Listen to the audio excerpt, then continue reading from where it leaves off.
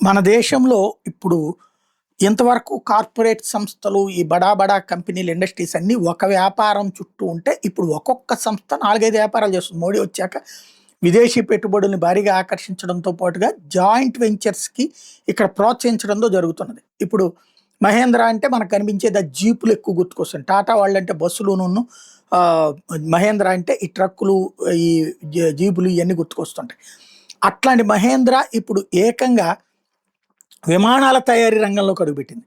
ఎంబెరర్‌తో ఒప్పందం చేసుకుంది. సి-390 millennium air క్రాఫ్టుల తయారీకి ఓకే చేసుకుంది. భారతదేశంలోనే మ్యానుఫ్యాక్చరింగ్. భారతదేశంలోనే ఆ సంస్థ కూడా వచ్చి చేస్తుంది. పెట్టుబడి ఇద్దరూ జాయింట్‌గా పెడతారు. బుర్రా ఎంబెరర్ వాళ్ళది. పెట్టుబడి మహేంద్ర వాళ్ళది. జాయింట్‌గా ఇండియాలో ప్రొడ్యూస్ చేస్తారు. ఇది మన ఎయిర్ ఫోర్స్‌కి అమ్ముతారు. ప్లస్ ఇతర దేశాలకు కూడా అమ్ముతారు. కొత్త వ్యాపారంలోకి అడుగుపెట్టిందనమాట.